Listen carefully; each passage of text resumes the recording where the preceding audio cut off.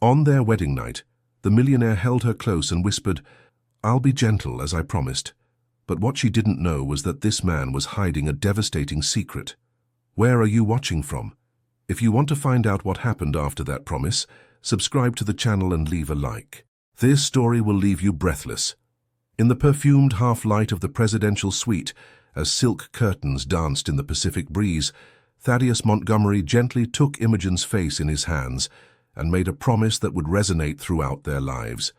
She, barely 21, trembled not from fear but from the intensity of this moment that sealed an agreement forever changing her destiny. Sometimes the most unexpected paths lead to destinations our heart has always sought, without knowing. The wedding had been celebrated 3 hours earlier, uniting a young rural schoolteacher with a 42-year-old entrepreneur, owner of a fortune built over decades in the wine and olive oil trade of Sonoma Valley. But what no one at the ceremony knew was that this marriage concealed a secret capable of shaking the foundations of the most powerful family in Sonoma County.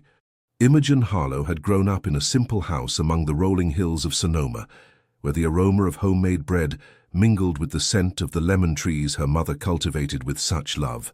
Her life was marked by the quiet routine of teaching children in Healdsburg, by afternoons helping her father on the olive terraces, and by evenings when she embroidered silk shawls to sell at the Sebastopol market. Thaddeus observed his young bride as she contemplated the horizon from the balcony. How was it possible that a simple meeting at a rural school 6 months earlier had led to this moment? He had never planned to remarry after his painful divorce. His heart, hardened by years of ruthless negotiations and loneliness hidden behind a facade of success, had unexpectedly opened when facing this young woman surrounded by laughing children as she recounted Native American legends. "Do you already regret it?" he asked softly, joining her on the balcony. She turned to him, her eyes reflecting not doubt but surprising determination. "I don't regret choices that allow me to remain true to myself," she answered. "But I'm afraid, Thaddeus, not of you but of this world to which I don't belong." In the silence that followed, the sound of waves breaking against the cliffs below seemed to mark the rhythm of a new chapter beginning, uncertain but inevitable. Thaddeus's estate in the Sonoma Hills stood as a monument to success, impressive with its bougainvillea gardens and limestone columns. For Imogen, who had known only the simplicity of a 3-room house, each step in this universe of discreet luxury represented a test of adaptation. The staff looked at her with curiosity, some with polite respect, others with barely concealed skepticism. Winifred, the housekeeper who had served the family for 25 years, welcomed her with a smile that didn't reach her eyes. "Would Madam like me to show her to her apartments?" asked Winifred, her tone deferential but distant. "I'd prefer Thaddeus to show me," Imogen replied, seeking her husband's hand as an anchor in this sea of unknowns. The following days were a succession of discoveries. The dining room dominated by a table that could seat 20 people, the library with thousands of ancient volumes, the wine cellars where bottles aged that were older than Imogen herself. One morning, Thaddeus found his young wife sitting in the kitchen, sharing coffee with Martha, the cook, discussing traditional Sonoma recipes. He stopped at the entrance, observing the scene with amazement. Imogen was laughing, her expressive hands mimicking the way her grandmother kneaded bread, while Martha nodded in approval. "My mother did exactly the same thing," Martha was saying. "These gestures are passed down like an inheritance, aren't they?" Thaddeus felt something soften within him. Imogen possessed this rare ability to find common ground with people, to create bridges where others saw chasms. The first real challenge came in the form of a family dinner. Cordelia and Caleb, Thaddeus's children, had accepted the invitation with evident reluctance. When they arrived, the atmosphere immediately became charged with tension. Cordelia, a brilliant lawyer with cold eyes, scrutinized Imogen with a calculating gaze. "So, how do you find your new life? Quite different from that of a country schoolteacher, I imagine." Imogen sensed the trap in this seemingly innocent question. "Different, yes, but differences enrich us, don't you think?" "That's what I teach my students." "So you continue to teach?" Caleb was astonished, his tone suggesting the absurdity of the idea. "Of course," Thaddeus replied before Imogen could speak. "Why should she abandon a vocation that she's passionate about?" The silence that followed was eloquent. For them, the idea that a woman married to a man of Thaddeus's position would continue to work was incomprehensible. Later that night, in the intimacy of their bedroom, Imogen confronted Thaddeus. "They hate me," she said simply, without accusation. "They don't know you," he replied, gently massaging her tense shoulders. "Give them time." "Time for what?" "To understand that I'm not after your money. To see that I'm not trying to replace them." Thaddeus sighed. "To see what I saw from the first day, an authentic woman in a world of facades." "A school for disadvantaged children?" Cordelia's tone betrayed her disbelief. "And with Dad's money, of course." Imogen had presented her project during a Sunday brunch, hoping to find common ground with Thaddeus's children. The idea of using part of her new position to help children without resources seemed natural to her, a way to give meaning to this marriage that continued to bewilder the elite of Sonoma County. "It's my money, Cordelia," Thaddeus calmly intervened. "And if I choose to support an educational project, it's my decision." "Certainly, Dad," his daughter replied, her smile not hiding her bitterness. "After all, you've always had a weakness for charitable causes." Imogen felt the sting of the insult, but maintained her dignity. "I understand your reluctance, Cordelia. If I were in your place, I would probably be wary too. But I'd like to invite you to visit the school where I teach, to see the children this project would help. Perhaps that would change your perspective." Caleb gave a joyless laugh. "Subtle, really, making us look like insensitive monsters if we refuse." "That's not what I said," Imogen protested. "It's what you implied," Cordelia cut in. "Listen, I'm sure your intentions are admirable, but don't expect us to applaud while you redistribute the family inheritance to strangers." Thaddeus struck the table with his hand, a rare gesture that immobilized everyone. "Enough." His voice was low but authoritative. "You forget that this inheritance exists because I worked to create it, and I didn't build this fortune to raise ungrateful children who consider my money as theirs before I'm even gone." The silence that followed was heavy with unspoken words and old wounds. Imogen realized that she had touched on a family fracture that existed long before her arrival. That night in the moonlit garden, Thaddeus revealed a part of the family history she still didn't know. "My father was a farm laborer," he said, contemplating the stars. "My mother cleaned houses so we could eat. I started working at 12, carrying crates of grapes to the Sonoma market." Imogen listened, astonished. The image of the magnate she had married was transforming before her eyes. "My children have never known hunger or doubt, or the necessity to fight for every opportunity. It's a blessing, of course, but also a curse. They don't understand the value of what they have." "Why have you never told them?" she asked gently. Thaddeus shrugged. "Shame, perhaps, or misplaced pride. I wanted them to see only the accomplished man, not the boy with calloused hands and worn-out shoes." Imogen took his hand, feeling under her fingers the calluses that even decades of comfort hadn't completely erased. "It's that man I married, Thaddeus. The one who remembers where he comes from. Mrs. Montgomery, there's someone asking to see you." Imogen looked up from the book she was annotating for her next lesson. Winifred stood at the doorway of the small library that Thaddeus had specially arranged for her. "Who is it?" "A certain Mrs. Abernathy. She says she's a former teacher." Intrigued, Imogen followed Winifred to the small sitting room.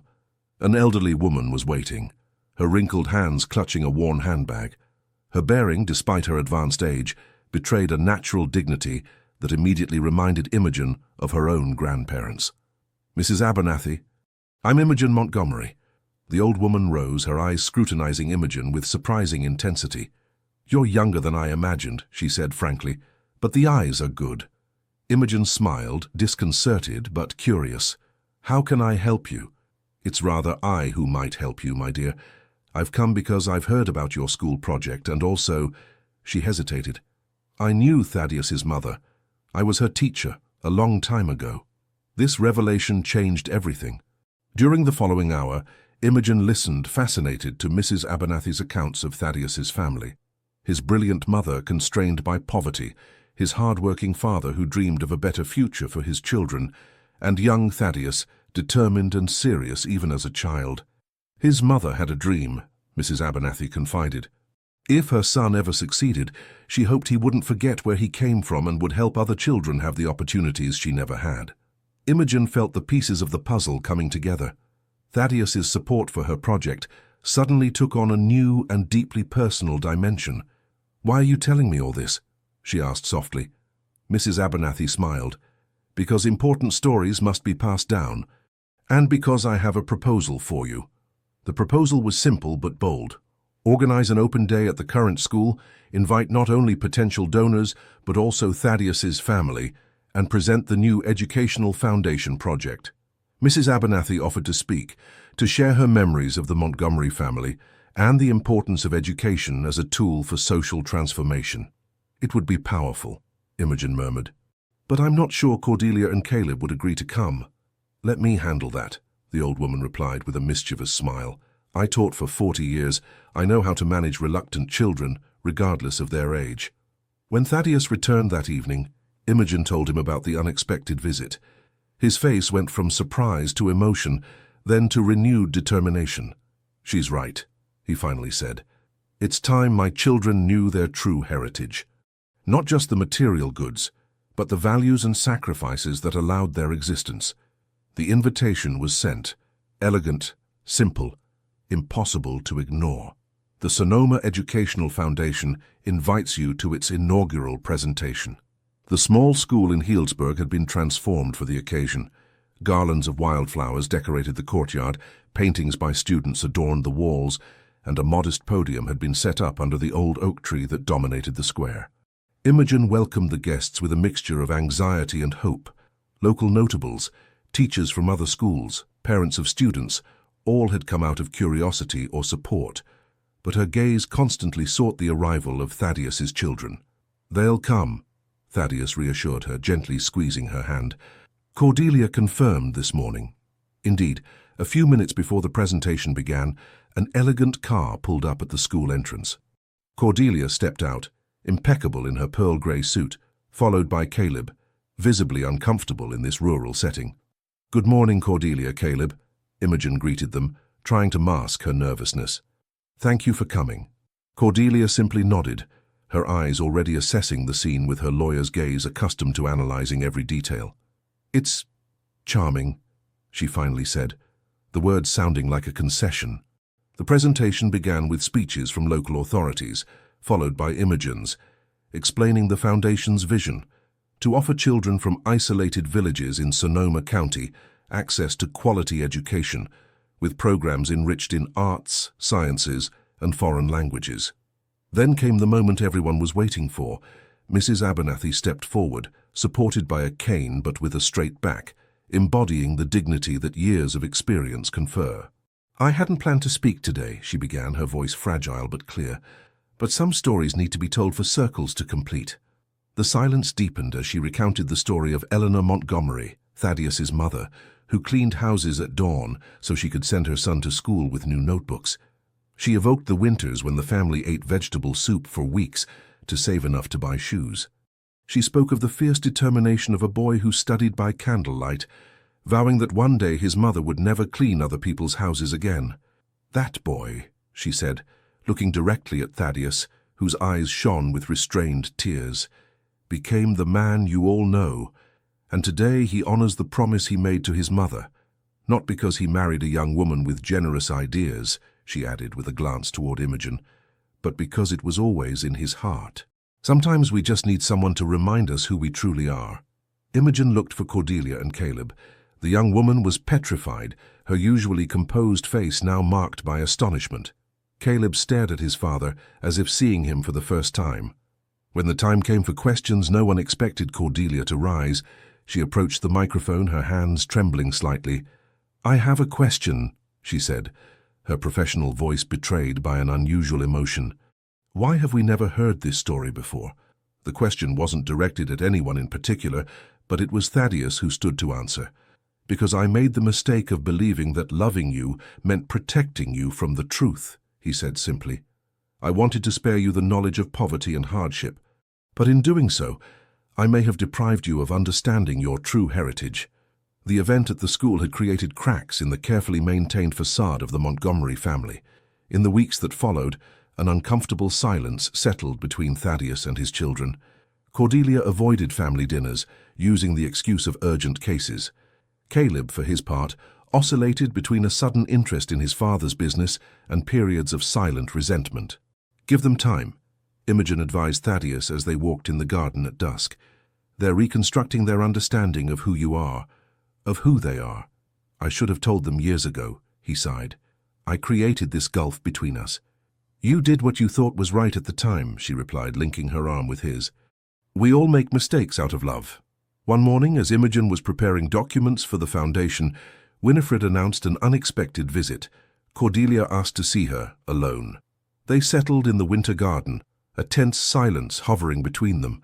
Cordelia, usually so eloquent in courtrooms, seemed to be searching for words. "I've done some research," she finally said, "on your school, your methods, your background." Imogen waited, her heart beating fast. "You're competent," Cordelia admitted, as if these words cost her. "Your students have excellent results, especially those with difficulties. Parents adore you." "Thank you," Imogen replied simply, understanding the effort this recognition represented for her stepdaughter. "I didn't come to compliment you," Cordelia continued, regaining some of her usual sharpness. "I came to propose something. I want to be involved in the foundation, legally, structurally, to ensure everything is done properly."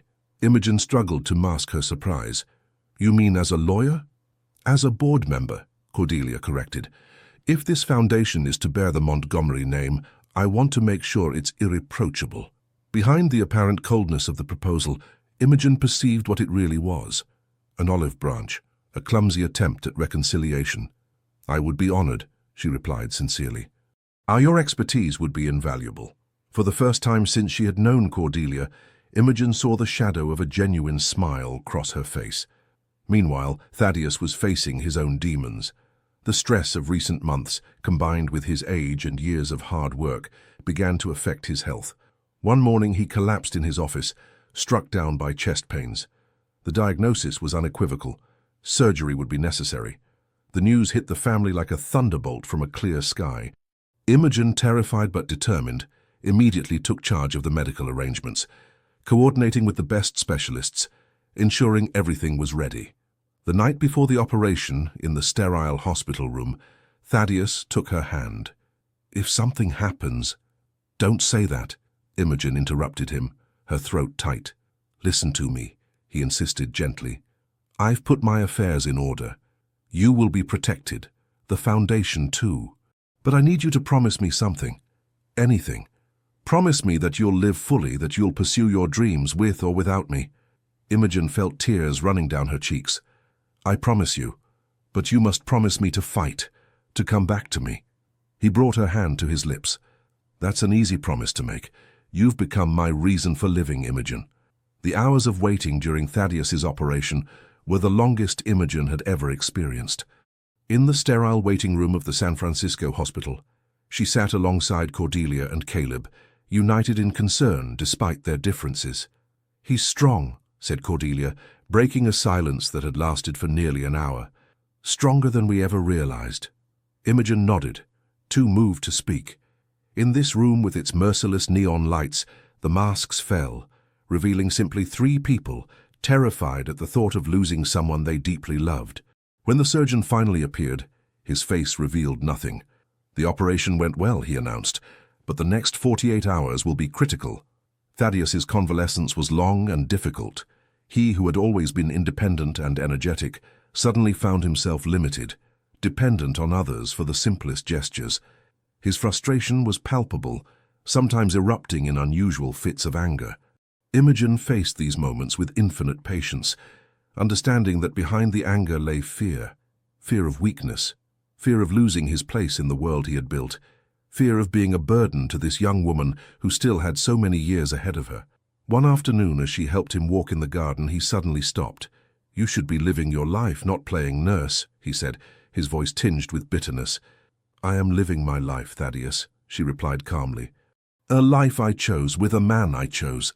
"You chose a man in full possession of his faculties, not an empty shell that can barely climb the stairs." Imogen forced him to look her in the eyes. "I chose a man for his values, his intelligence, his compassion hidden behind his roughness. None of that has changed." Something in her quiet determination destabilized him. "You're so young, Imogen. 22 years old. You shouldn't have to think about illness, mortality." Age isn't a protection against life's trials, she said gently. My mother died when I was 8. I learned very early that every shared moment is precious. This revelation surprised Thaddeus. Despite the months spent together, Imogen rarely spoke of the loss of her mother. Like him with his own children, she had kept certain painful parts of her history to herself. Tell me, he asked, sitting on a stone bench. And so among the roses that autumn was beginning to fade, Imogen shared the story she had kept buried. How her mother, a teacher like herself, had succumbed to a sudden and relentless illness. How her father, broken but resilient, had continued to cultivate the lemon trees his wife had loved so much, transforming grief into a ritual of memory and ongoing love.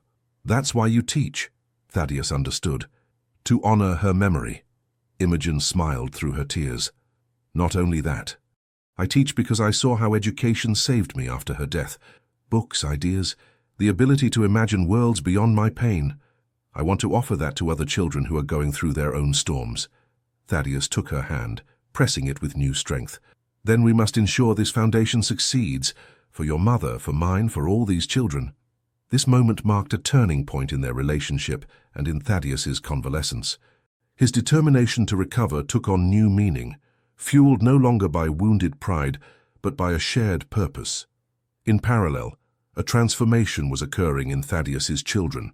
Cordelia, true to her word, became involved in the legal structuring of the foundation, dedicating precious hours taken from her thriving practice.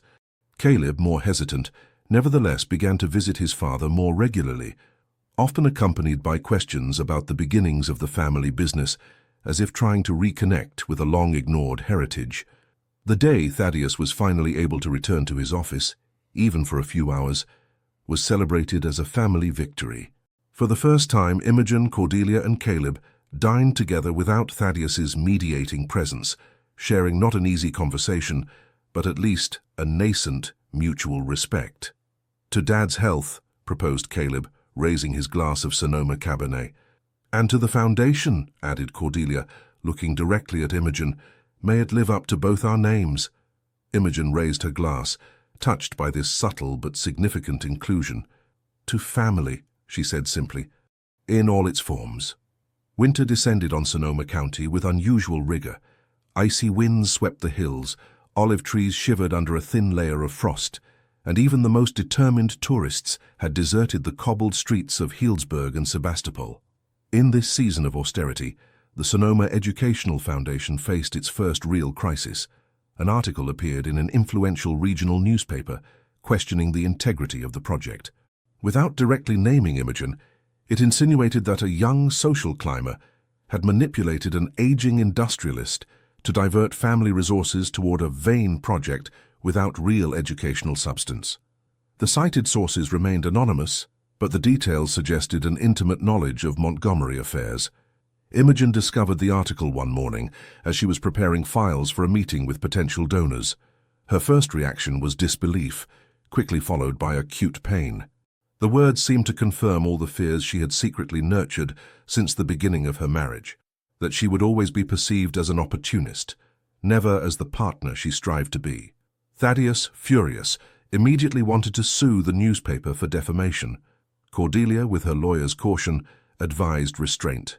A lawsuit would only amplify the scandal, she argued during a crisis meeting in Thaddeus's office. We need to be strategic. Strategic? Thaddeus flared up. While we're developing strategies, Imogen's reputation and the foundations are being dragged through the mud. Imogen, silent until then, spoke up. Who could be behind this? An uncomfortable silence settled. No one wanted to express the suspicion that hung in the room. Caleb, absent from this meeting, had recently manifested renewed resentment after learning that his monthly allowance would be reduced, a decision Thaddeus had made to finance a new foundation program. Let's not jump to conclusions, Cordelia intervened, surprising Imogen with this indirect defense of her brother. Many people could have an interest in harming the foundation, father's business competitors, former relationships. The following days were exhausting. Other media picked up the story, amplifying it with each iteration. 3 important donors withdrew, citing ethical concerns. Parents began to question their children's participation in the pilot programs. The most painful impact came when Imogen went to the school where she taught. The looks from her colleagues were different, some sympathetic, others tinged with new doubt. Even the children seemed to perceive that something had changed, their usual spontaneity replaced by an unusual restraint. That evening, alone in the library of the estate, Imogen contemplated the extent of the situation. The foundation, barely born, was already threatened. Her own professional credibility, built year after year with dedication, was cracking. And at the heart of it all, the nagging question, what if she simply gave up? If she returned to her simple life before, away from the complications and judgments of this world, to which she had never really belonged? Her contemplation was interrupted by Caleb's unexpected arrival. He stood in the doorway, looking unusually sober and uncomfortable. "May I come in?" he asked, his voice strangely humble. Imogen nodded, inwardly preparing for a confrontation. Caleb sat across from her, his fingers nervously tapping the armrest of the chair. "I know what everyone thinks," he began, "that I had something to do with this article." "That's not what I think," Imogen replied with more generosity than she felt. "You should, though," he said with a bitter laugh. "I've been hostile enough toward you. Having resentments isn't the same as actively sabotaging a project that helps children," she replied calmly. "I believe you capable of the first, not the second." This assessment seemed to surprise him. He looked at her for a long time, as if seeing her for the first time. "I know who's behind the article," he said finally. "And it's not me." "Who then?" "Delilah Blackwood, Dad's ex-wife." The name fell like a stone in a still pond. Imogen had heard of Thaddeus's first wife, of course, but she had never seemed more than a distant figure from the past. "Why would she do this now?" asked Imogen, perplexed.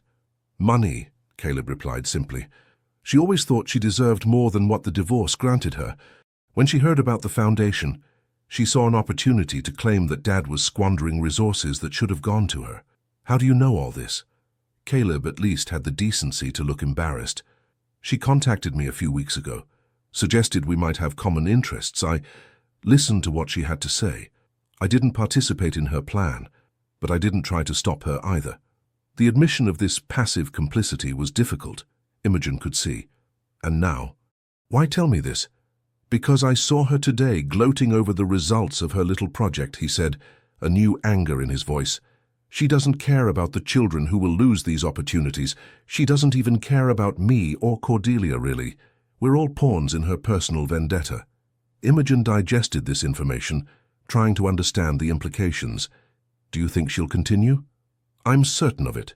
She's already preparing a second article with new revelations." He hesitated. "I know what she's planning to say, and I know how to counter her." "How?" For the first time, Caleb smiled, a smile that recalled his father's, determined and a bit cunning. "She forgot that I inherited some of Dad's talents for business. I kept evidence of all our conversations. And unlike her, I care about our family name. I won't let this foundation, our foundation, be destroyed by her pettiness." That night, Imogen shared everything with Thaddeus, including Caleb's unexpected offer of help. Thaddeus remained silent for a long time after her account, lost in his own thoughts. "I'm sorry," he finally said. "My past is catching up with you, affecting you in a way you don't deserve." "Our past shapes us all, Thaddeus," she replied, snuggling against him. "What matters is how we choose to respond to it today." The media storm intensified before subsiding. As Caleb had predicted, a second article appeared, even more venomous than the first. But this time, the family was prepared. Caleb publicly revealed Delilah Blackwood's attempts to orchestrate a smear campaign, presenting irrefutable evidence of her financial motivations. Cordelia, leveraging her contacts in the legal and media world, organized a press conference where Imogen's former students, parents, and respected educators came to testify to her integrity and the value of the educational project. The crisis seemed to resolve as quickly as it had erupted. Donors returned, program enrollments resumed. Outwardly, everything was returning to normal. But internally, Imogen was going through a period of deep doubt. The attack had awakened all her insecurities, all her questions about her place in this life she had never imagined for herself. One January morning, as Sonoma County awoke under a sky of clear blue, contrasting with the remnants of frost on the olive trees, Imogen made an impulsive decision. Without telling anyone, not even Thaddeus, she took her small car and drove to Healdsburg, to the simple house where she had grown up. The house had been sold after her father moved to a retirement home in Santa Rosa, but the new owners had not yet begun the planned renovations. She stood before the peeling facade, overwhelmed by a wave of memories. Her mother preparing thyme and honey infusions on cold days, her father methodically pruning the olive trees, evenings spent reading by the flickering light of an oil lamp when storms cut the electricity. Miss Imogen? She turned, surprised. Mr. Barrett, the former village baker, looked at her with a mixture of joy and amazement. In his 70s he had retired, but his back remained straight and his gaze sharp. Mr. Barrett! She embraced him with genuine warmth. This man had been a constant presence in her childhood, always slipping an extra chocolate roll into the bag when she came shopping. "We don't see you much around here anymore," he said with a mischievous smile. "Too busy with your new life as a grand lady, eh?" There was no malice in his teasing, just the familiarity of someone who had watched her grow up. "Not so grand a lady," she replied with a smile. "Just different." They walked together to the village square, talking about changes, constants, news of various people. Mr.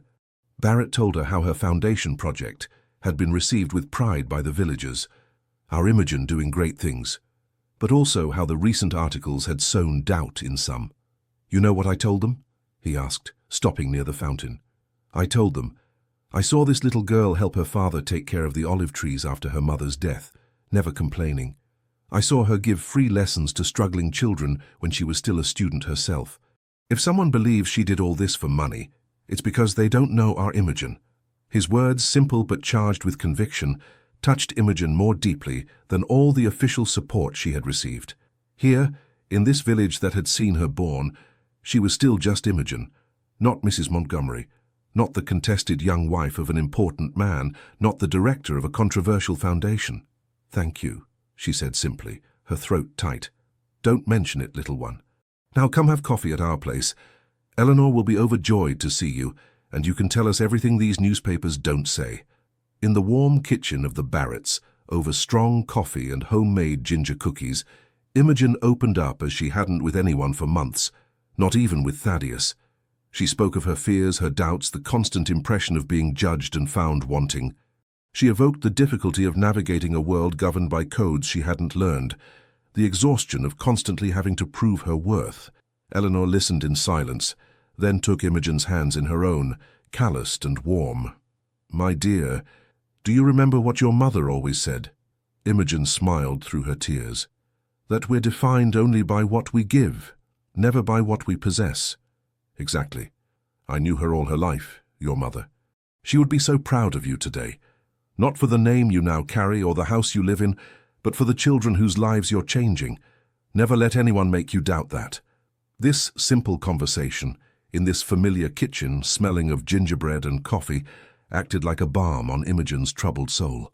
She left for Sonoma with a new clarity, a strengthened determination. It wasn't so much that she had found answers, but rather that she had reconnected with the fundamental question, who was she really, beyond the roles and perceptions of others? When she returned to the estate, Thaddeus was waiting for her, visibly worried about her sudden disappearance. She told him about her day, her visit to Healdsburg, the conversation with the Barretts. "I should have gone with you," he said softly. "No," she replied, taking his hand. "It was a journey I needed to make alone, to remember who I am, where I come from, to remember why we're doing all this." That night, as Thaddeus slept peacefully beside her, Imogen made a decision that would change the course of their story. It was time for her to transform the foundation not into a charity project, but into a true educational revolution for the region, a legacy that would transcend names, fortunes, and judgments. The Sonoma spring exploded in a firework of colors and scents. The lavender fields began to tint the horizon, a soft purple. Cherry trees covered themselves with snow-white flowers, and a feeling of renewal permeated the air. For Imogen, this spring marked a decisive turning point. Strengthened by the reflections from her journey to Healdsburg, she presented to the Foundation's Board of Directors, now composed of Thaddeus, Cordelia, two respected educators, and herself, a radically ambitious action plan. "We must go beyond simple financial aid," she explained, unrolling maps and charts on the conference table. "I propose that we buy the abandoned mill near Sebastopol and transform it into a complete educational campus." Her vision was clear: create a place where disadvantaged children could not only receive quality education, but also explore generally inaccessible fields: arts, advanced sciences, technology, ancient languages. A place that would break the cycle of limitation of possibilities based on birth and financial situation. "The cost would be considerable," Cordelia prudently objected, leafing through the projected budget. "I'm aware of that," Imogen replied. "That's why I propose that we associate with other foundations, local businesses, and launch a crowdfunding campaign. It will no longer be just the Montgomery project, but that of an entire community." Thaddeus observed his wife with a mixture of pride and wonder. This young woman, who less than 2 years ago hesitated to take her place at his table, now led a meeting with a quiet assurance that commanded respect. "I have another proposal," he added. "I wish to personally seed the 5 acres of vineyards near Dry Creek Valley to finance the initial phase. These lands have been in the family for 3 generations. It's time they serve to build a future rather than preserve the past." A stunned silence greeted this declaration. These vineyards produced some of the region's most renowned wines, representing not only a family heritage, but also a substantial source of income. "Father," began Cordelia, visibly shocked, "have you thought this through? These lands were to be divided between Caleb and me." "I'm aware of that," Thaddeus replied calmly. "That's why I consulted both of you before this meeting. Caleb has already given his consent." All eyes turned to Cordelia, whose face was going through a kaleidoscope of emotions. Finally, she slowly nodded. "If that's what you wish, Father, I'll respect your decision." Imogen, touched by this unexpected sacrifice, intervened. "Thaddeus, I can't accept this. These lands are your family heritage." He looked at her directly, a quiet determination in his eyes. "No, Imogen. My true heritage isn't in these vines or these cellars. It's in what we build together, in the lives we change." My mother would agree with this decision. The project was unanimously approved, and the following weeks were a whirlwind of activity. Imogen threw herself into coordinating architects, local authorities, education experts. Cordelia put her legal skills at the service of the numerous contracts and permits needed. Thaddeus, finding an energy that his illness seemed to have temporarily diminished, personally took charge of convincing other influential families in the region to get involved. But it was Caleb's unexpected involvement that surprised everyone. One morning he appeared at the estate with a concrete proposal. He wished to supervise the creation of an entrepreneurship mentoring program within the future campus. "These children don't just need academic education," he explained to Imogen, a new passion illuminating his usually cynical gaze. "They need to understand how the world really works, how to transform their ideas into opportunities." "It's an excellent idea," Imogen approved, genuinely impressed. "But may I ask what inspired this change?" Caleb hesitated, then admitted with unusual frankness, "I've spent years trying to prove I could succeed without my father's help, while secretly depending on his money. The failure of my businesses wasn't due to lack of capital, but to lack of real purpose." He paused, searching for words. "I'm beginning to understand what Father has always known, that wealth without purpose is a burden, not a blessing." This conversation marked a turning point in the relationship between Imogen and her stepson, transforming mutual distrust into a nascent respect based on a shared objective.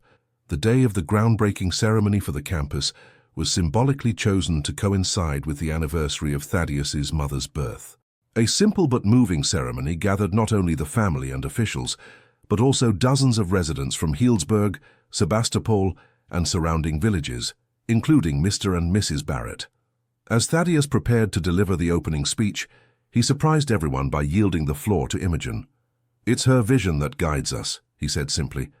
"It's for her to define the path." Standing before this heterogeneous gathering, millionaires in tailored suits and farmers with calloused hands, local elected officials and curious children, Imogen felt a strange calm wash over her. She had never felt so in her place as at this precise moment, at this crossroads between her humble past and this ambitious future she was helping to shape. "This campus will not be a monument to a name or a fortune," she said, her clear voice carrying far in the Sonoma air. "It will be a living testimony to what we can accomplish when we recognize that a community's true wealth lies in the potential of its children. Each stone laid here represents not only a promise made to a new generation, but also a tribute to those who, like Thaddeus's mother, sacrificed their own comfort for their children's future." She paused, seeking Thaddeus with her gaze, drawing strength from his proud smile. "We are all, in a way, the product of the dreams of those who preceded us. Our responsibility is to dream even bigger for those who will follow us." As she pronounced these words, Imogen realized that she had finally found her answer to the question that had haunted her for so long. She was neither the country school teacher nor Mrs. Montgomery. She was both at once and much more, a woman defined not by her name or her title, but by the vision she carried and the change she created. Summer settled over Sonoma County like a golden veil, bringing scorching days perfumed with lavender and soft nights rhythmed by the singing of crickets. The campus construction was advancing rapidly, transforming the abandoned mill into a place vibrant with possibilities. Imogen divided her time between supervising the project and developing the educational programs that would be taught there. Each week, she organized meetings with teachers, psychologists, artists, and scientists, determined to create a curriculum that would nourish not only the children's intellect, but also their creativity and self-confidence. On a particularly torrid afternoon, as she discussed with the architect the final details of the outdoor amphitheater, she received an unexpected call. "Mrs. Montgomery."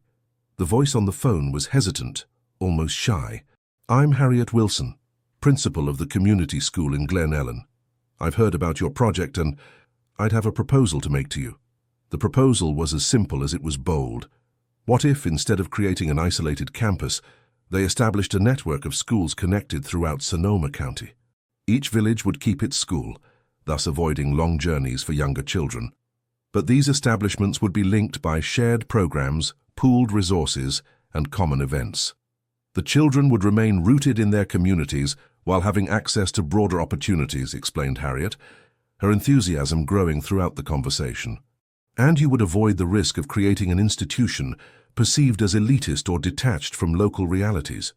Imogen listened, fascinated by this perspective she hadn't considered.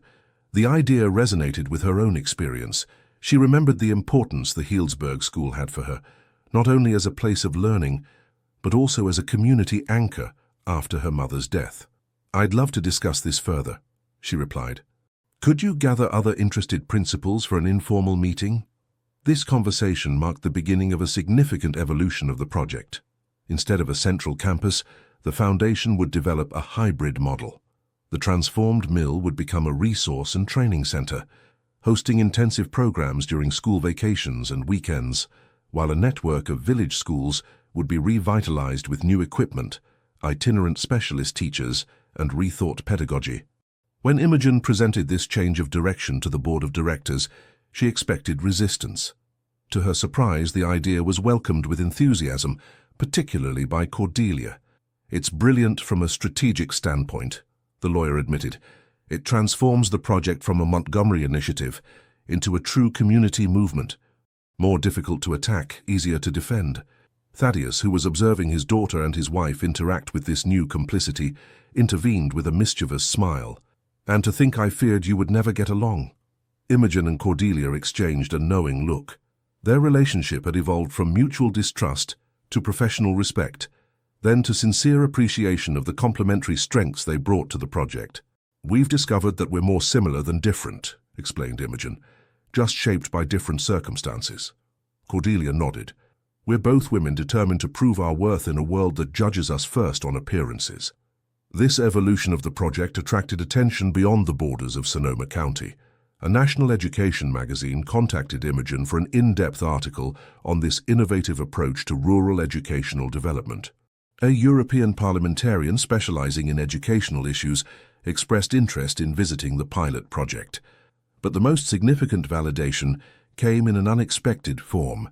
One morning, Thaddeus received a call from his former business mentor, Gideon Wells, now heading one of the country's largest philanthropic foundations.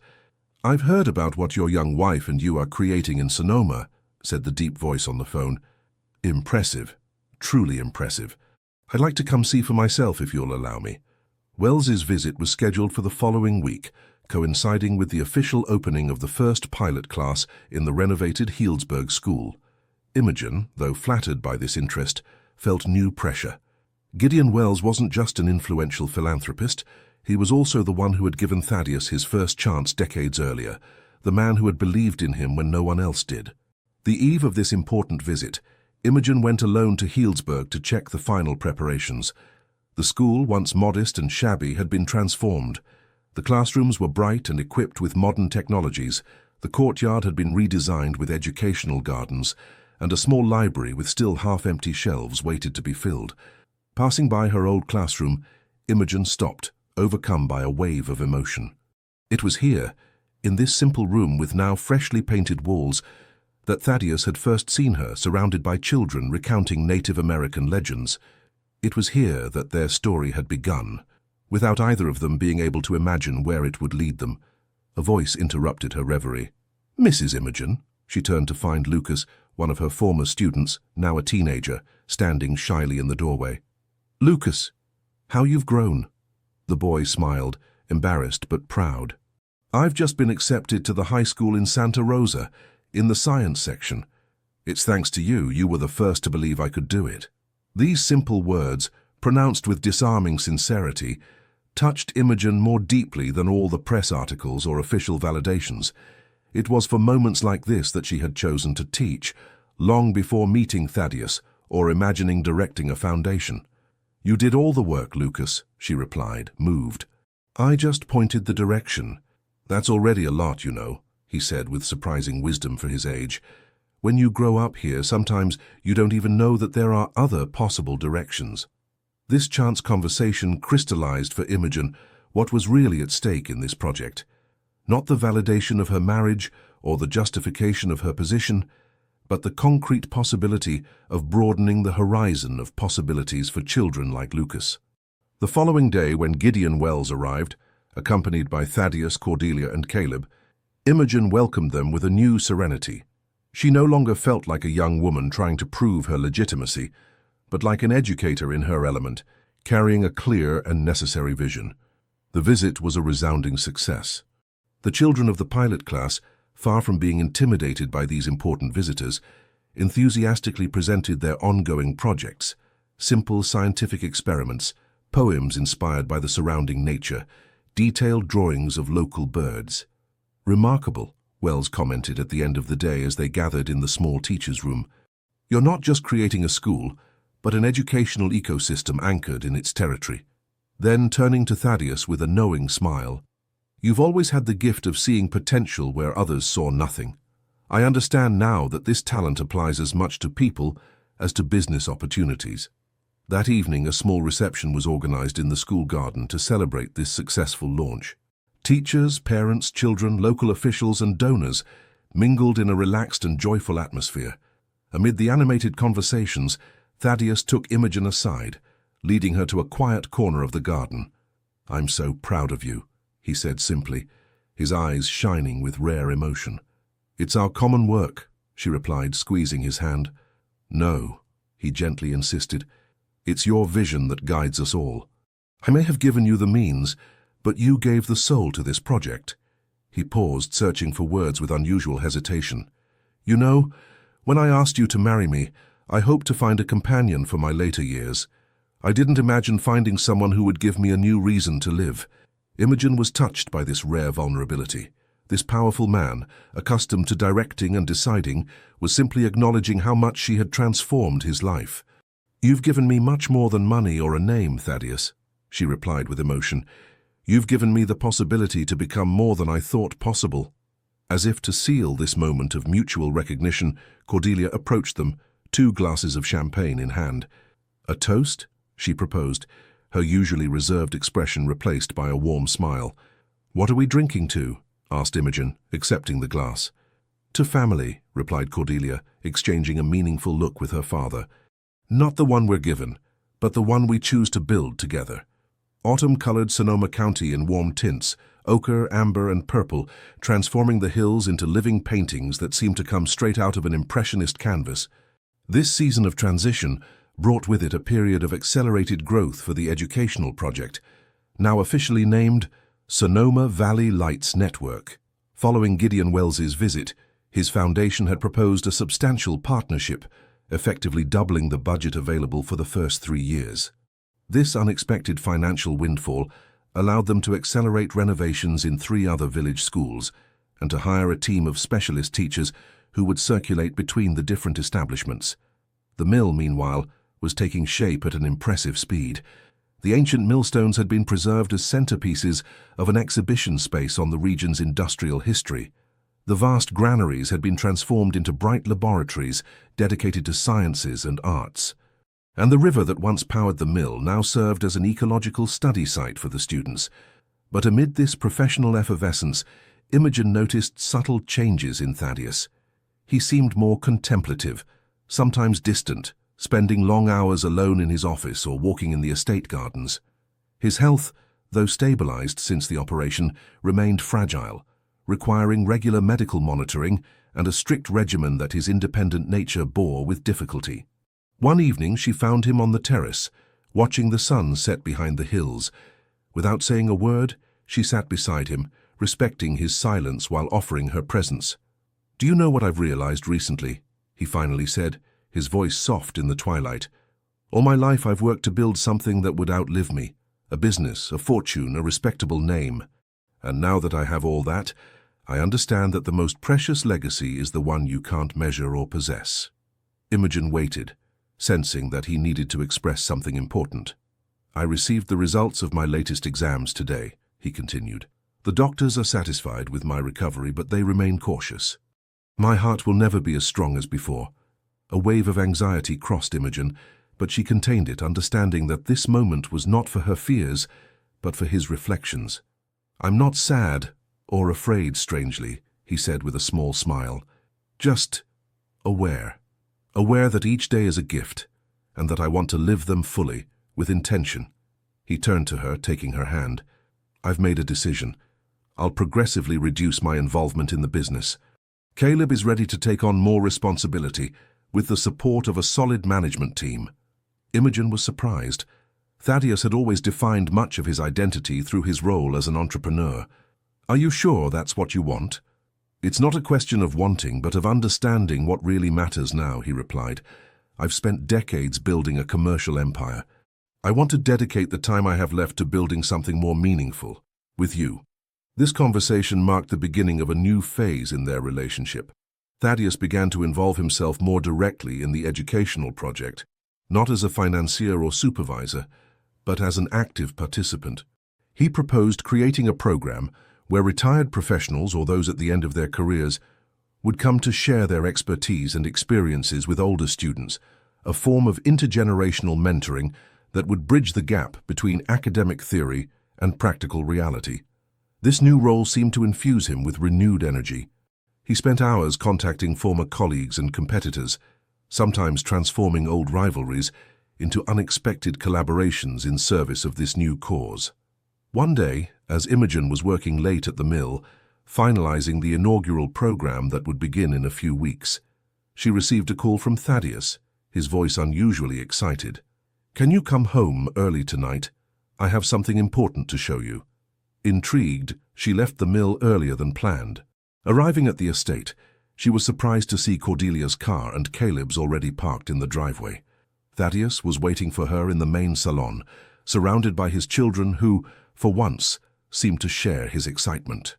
"What's happening?" she asked, looking at their smiling faces with curiosity. "I have a surprise for you, for all of us actually," Thaddeus replied. He handed her a large craft paper envelope. "Open it." Inside was a notarized deed.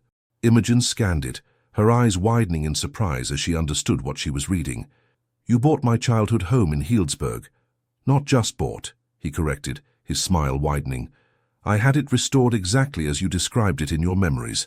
The kitchen tiles, the fireplace, even the herb garden your mother tended." Caleb intervened.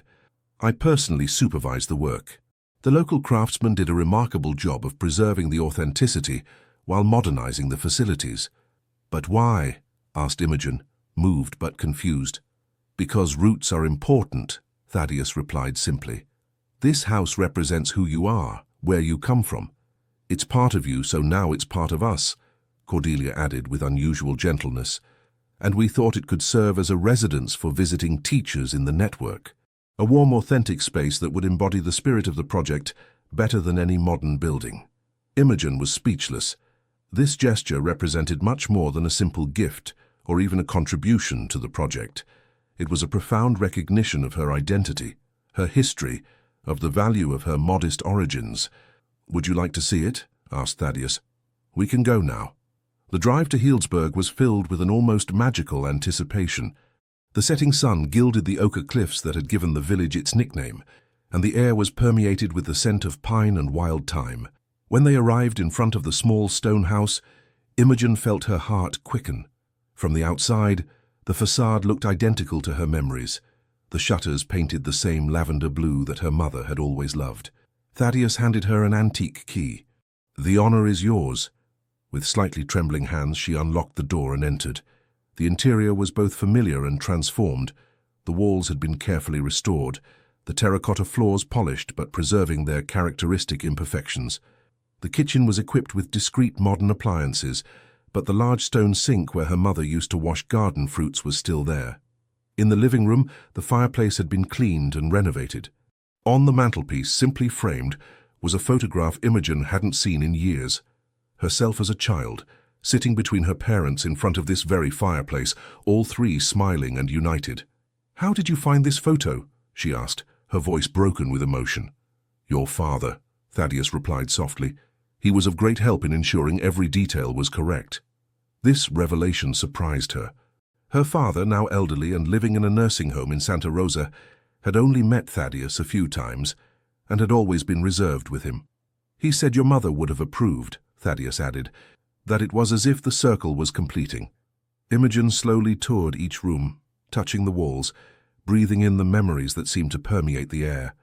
In the small room that had been hers, she found an antique desk facing the window, not the one from her childhood, but similar in its simple, functional style. On this desk lay a leather-bound notebook with a note from Thaddeus. "For your ideas, your dreams, your plans that will continue to transform lives long after all of us." That night, after their return to the estate, Imogen found Thaddeus on their private terrace, contemplating the stars. "How can I thank you for this extraordinary gift?" she asked, sitting near him. He shook his head, smiling. "It's not a gift that requires thanks. It's a recognition of who you are, of the value you bring not only to my life, but to this entire community." He paused, carefully choosing his words. "Do you know what I've learned as I've aged? That true wealth is not what we accumulate, but what we share. Not what we possess, but what we build together." Imogen rested her head on his shoulder, feeling in these simple words a deep wisdom that transcended their differences in age, origin, experience. "We've both come a long way, haven't we?" she murmured. "And the journey is just beginning," he replied, gently kissing her hair. Winter that year was particularly mild in Sonoma County, as if nature itself had decided to favor the blossoming of the Sonoma Valley Lights Network. The day of the official inauguration of the center at the renovated mill was approaching, scheduled to coincide with the winter solstice, a symbol of nascent light on the shortest days of the year. Preparations were in full swing. 5 village schools now participated in the network, each with its own projects and specialties, but all united by a common educational philosophy centered on the child, their environment, and their infinite possibilities. Imogen's childhood home in Healdsburg had welcomed its first visiting teachers, a couple of retired scientists who divided their time between research and introducing children to the wonders of Sonoma botany. The experience was so positive that other villagers were beginning to offer similar accommodations, creating an informal network of educational hospitality throughout the region. For Imogen, these developments represented the realization of a dream she hadn't even dared to formulate clearly before meeting Thaddeus. But her professional joy was tempered by a constant concern for her husband's health.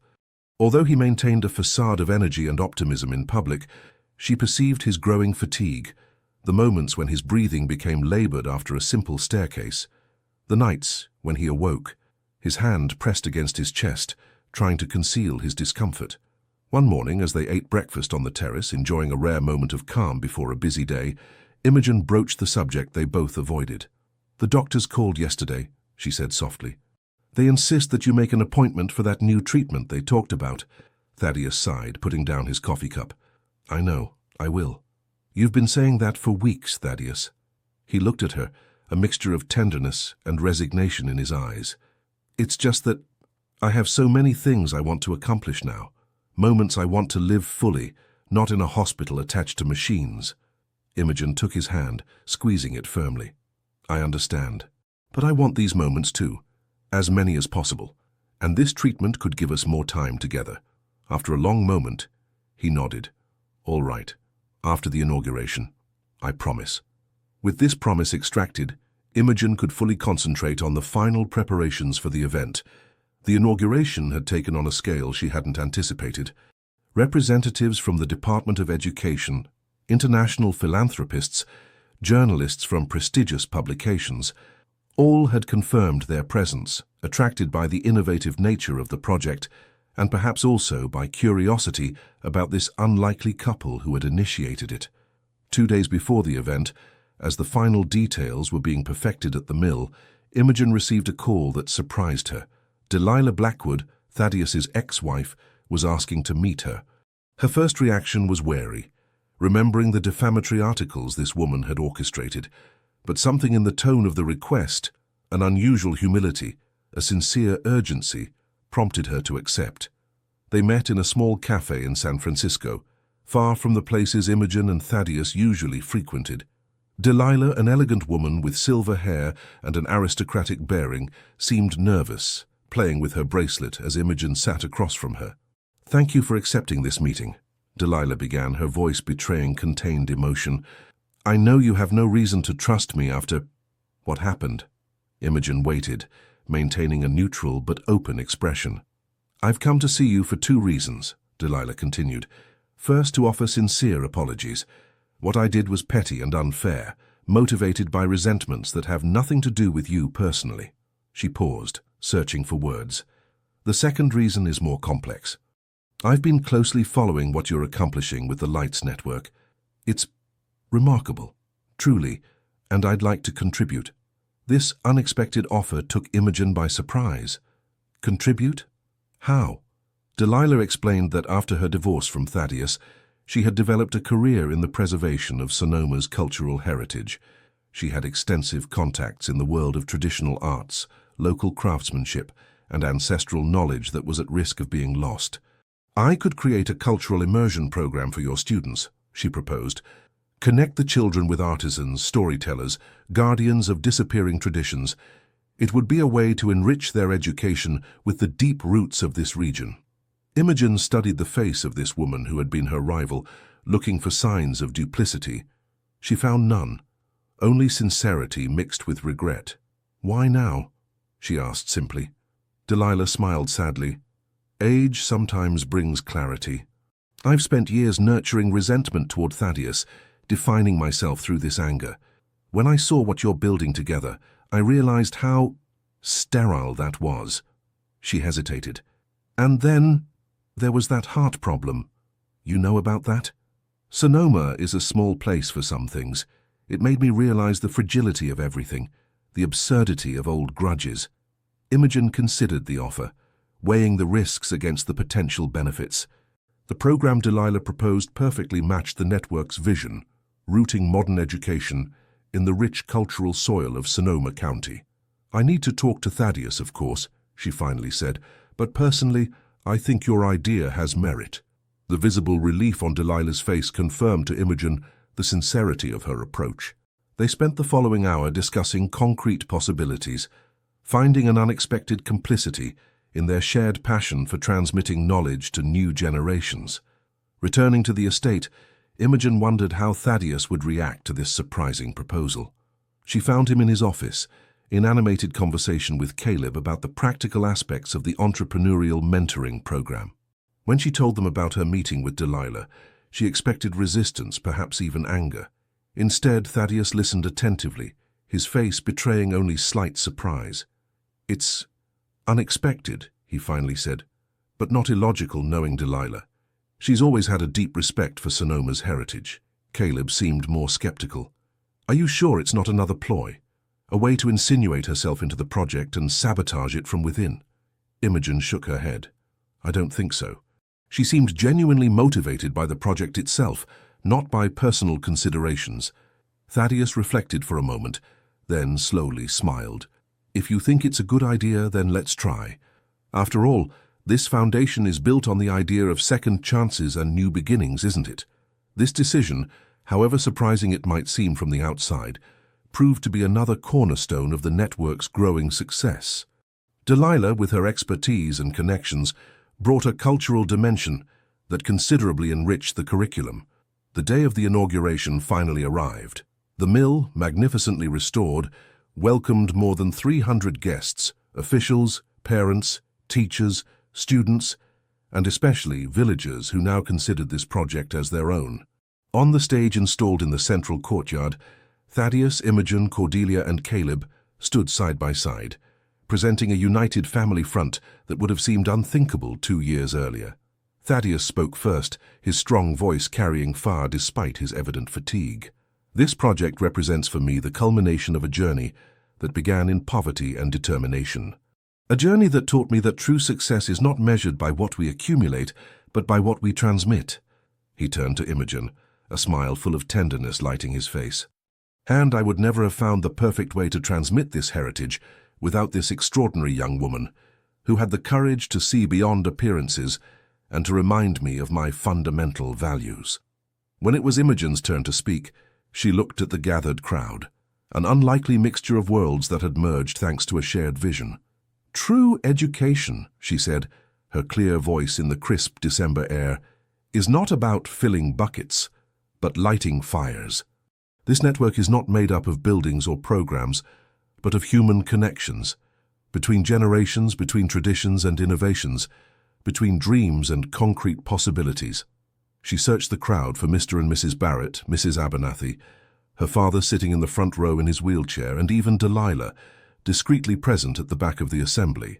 We are all here the heirs of a promise, that made by our parents who worked hard to offer us a better future, that which we make to our children by preserving their infinite possibilities. The Sonoma Valley Lights Network is not our creation. It is the fruit of a constellation of hopes, sacrifices, and loves that cross generations. As she pronounced these words, she felt Thaddeus's hand seeking hers, squeezing it with palpable emotion. In this simple gesture was the entire story of their improbable journey, from mistrust to understanding, from respect to true love, from calculated union to deep partnership. After the official speeches, as the crowd dispersed to visit the installations, Thaddeus led Imogen to a quiet corner of the garden. I have something to tell you, he began, his expression serious. Imogen felt her heart tighten with apprehension. I spoke with the doctors yesterday. He paused, searching for words. The new treatment they're proposing is promising, but it will require regular hospital stays, perhaps even a trip to Europe to consult specialists. We'll do whatever is necessary, she immediately replied. I'll be with you every step of the way. I know, he smiled, and that's why I've made my decision.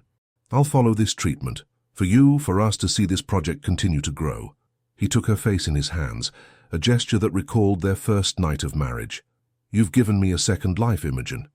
Now I want to live it fully, for as long as possible.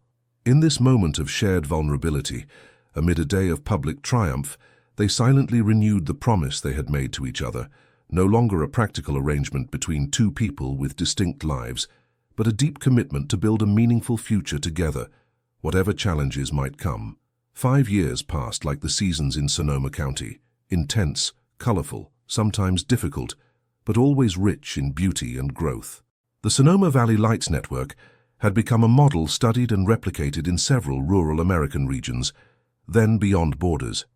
Delegations of educators regularly came to observe this approach that reconciled local traditions and pedagogical innovations, community anchoring and openness to the world. On this particular spring morning, Imogen stood on the terrace of the small house in Healdsburg, now their primary residence since Thaddeus had decided to leave the too-large estate for a simpler and more authentic life. At 27, she had acquired a quiet maturity that showed in her gaze, a mixture of acquired wisdom and intact enthusiasm. Thaddeus joined her, leaning slightly on a cane, vestige of the minor stroke he had suffered the previous year. The experimental treatment had worked beyond the doctor's expectations, granting him these precious years with a remarkable quality of life. At 47, Imogen knew that each day together was a gift, not a given. "Ready for the big day?" he asked, kissing her temple tenderly. She nodded, smiling. "I never would have imagined that we'd come this far when it all began." The day marked the official inauguration of the Sonoma Valley Teachers Training Institute, established in the annexed buildings of the mill. This new branch of the project aimed to train teachers in the philosophy and methods of the network, thus ensuring its continuity beyond its founders. They prepared in silence, savoring this morning routine they had established over the years. Thaddeus had gradually handed over the reins of his business to a team led by Caleb, who had finally found his way by combining business management and philanthropic commitment. Cordelia, while maintaining her legal career, now chaired the Foundation's board of directors with a competence that commanded respect. Their relationship had evolved in a way none of them could have predicted. Family dinners, once tense and formal, had become moments of authentic sharing and even complicity. Cordelia had recently announced her pregnancy, transforming Thaddeus into an enthusiastic future grandfather and Imogen into an unexpected confidant for the future mother. Delilah Blackwood, against all expectations, had become a valuable ally and even a friend. Her cultural heritage program now one of the pillars of the network. Resentment had given way to mutual respect based on shared values and a common goal larger than their personal differences. On the way to the mill, they passed the Healdsburg school where it had all begun. The establishment, once threatened with closure, now buzzed with activity, its walls decorated with artistic creations of students inspired by the surrounding landscapes. "Do you remember our first meeting right here?" asked Thaddeus, slowing his pace. Imogen smiled. "How could I forget? You had come to evaluate a possible donation, looking so serious and important. And there I was, telling Native American legends to my students, not suspecting for a moment that my life was about to change. What struck me," he said thoughtfully, "was the pure joy in your eyes when you spoke to those children. I had forgotten that teaching could be an act of love, not just a duty." They arrived at the mill where a large crowd already awaited them. The atmosphere was festive, with stands presenting students' work, demonstrations of traditional craftsmanship, and a buffet of local specialties prepared by families of the network. Mrs. Abernathy was there, more fragile but still alert, now a centenarian and treated as a living treasure by all. Imogen's father, though weakened by age, had wanted to be present, his pride evident in his clear eyes that never left his daughter. The ceremony was simple but moving.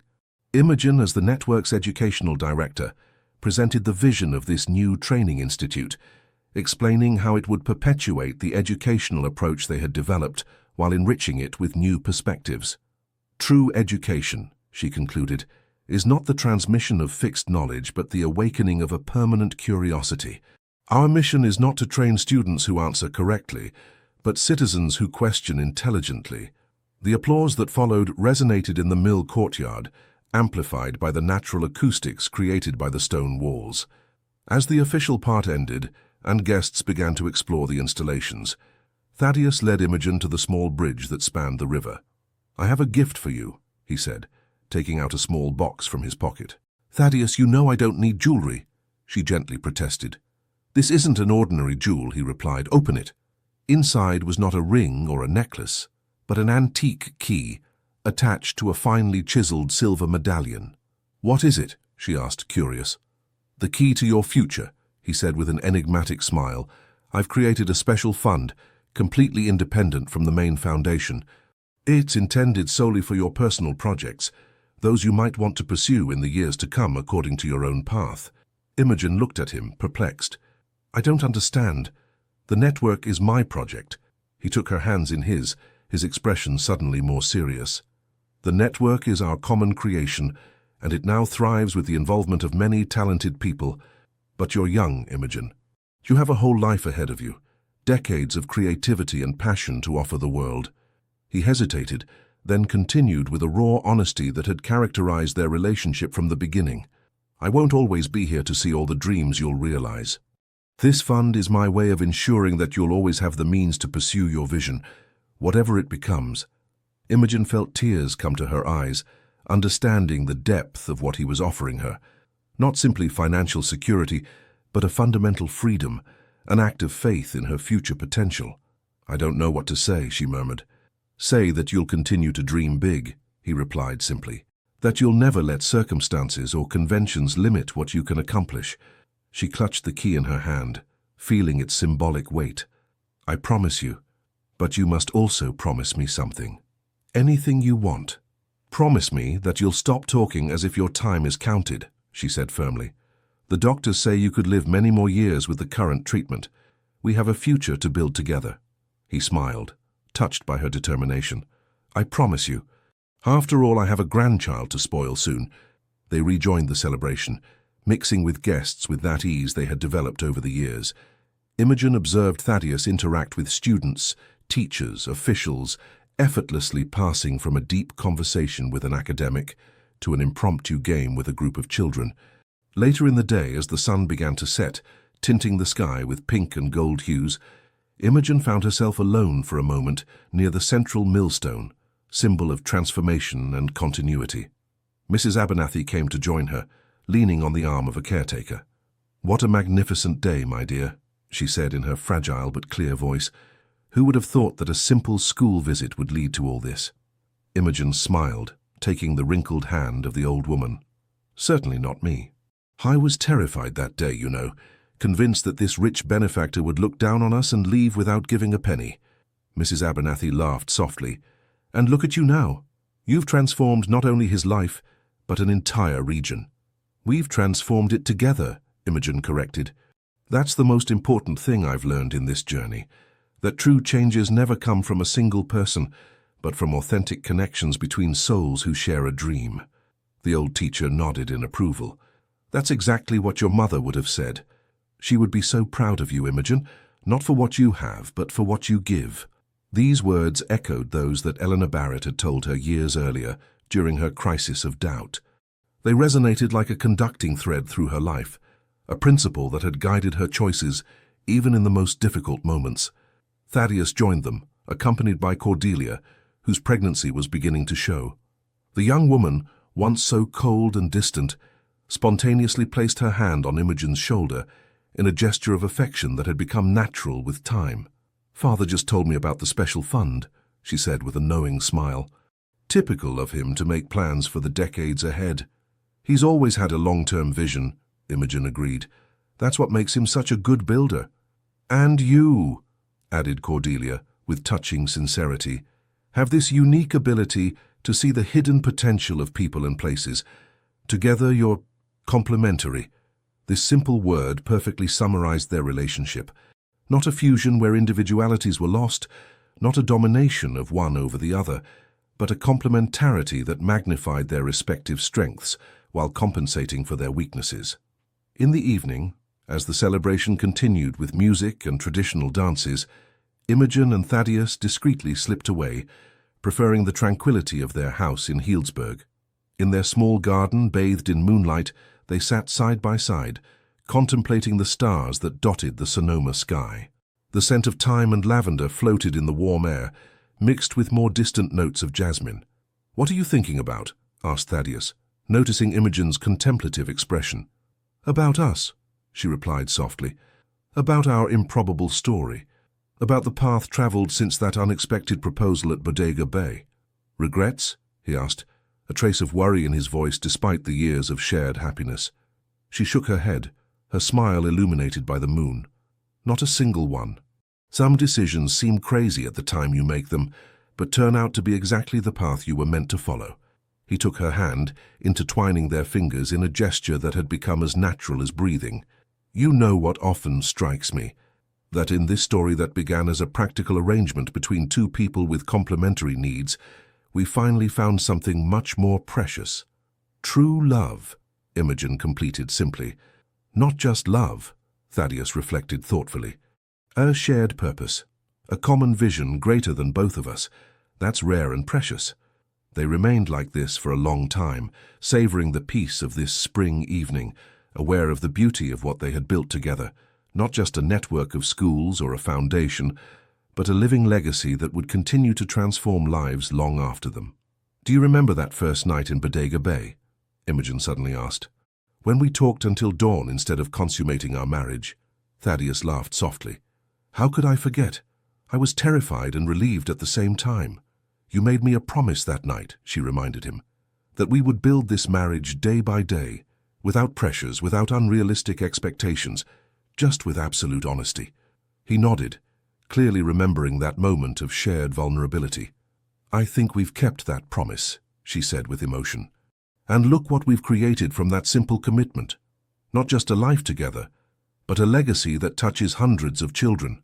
Thaddeus turned to her, framing her face with his hands as he had done that first night. In his eyes still shone that same tenderness mixed with wonder he had felt since their meeting. "The most precious legacy," he murmured, "is not what we leave behind, but what we create every day through the lives we touch. You taught me that, Imogen. You transformed my very definition of what constitutes a successful life." Under the starry Sonoma sky, they sealed this shared truth with a kiss as tender as it was passionate, symbol of a love that had grown not despite their differences, but because of them. A love forged in the crucible of challenges, strengthened by a common vision, and destined to leave an indelible imprint on the world they touched. True legacy is never carved in stone or counted in wealth, but inscribed in hearts and multiplied by the dreams it inspires.